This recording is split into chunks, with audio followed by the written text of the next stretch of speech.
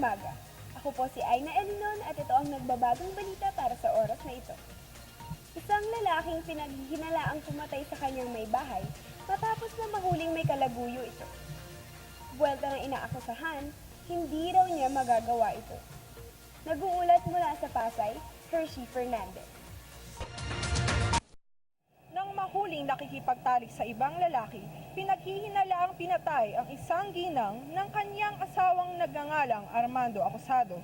Nangyari ang insidente sa isang motel sa Pasay noong ika-9 ng Enero 2015 bandang hapon. Batay sa investigasyon ni Sergeant Paul Liz, ang biktima ay nagtamo ng 3 bala ng baril sa ulo nito. Sinasabing natagpuan ang fingerprints ng inaakusahan sa baril na ginamit sa pagpatay. Kayang gawin yun. Foul play. Mahal ko yung asawa ko. Nakita ko siya.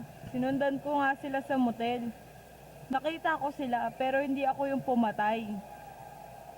Ayon naman kay Atty. Biglang Awa, pinag-aaralan pa sa ngayon kung ang naaakusahan ay lumabag sa Article 247 ng Revised Penal Code.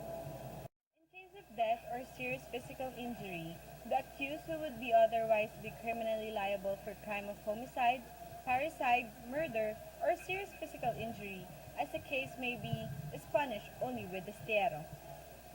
Samantalang ang lalaking sinasabing kalaguyo ng ginang ay agad nang nakaalis at hindi natagpuan sa pinangyarihan ng krimen. Hanggang sa ngayon ay patuloy pa rin ang investigasyon sa nangyari umanong insidente. Hershey Fernandez, nag-uulat mula Pasay City. Ako po muli si Aina Elinon at iyan ang nagbabagang balita para sa oras na ito. Sa ating malasakit sa isa't isa, maihahatid natin ang pag-asa.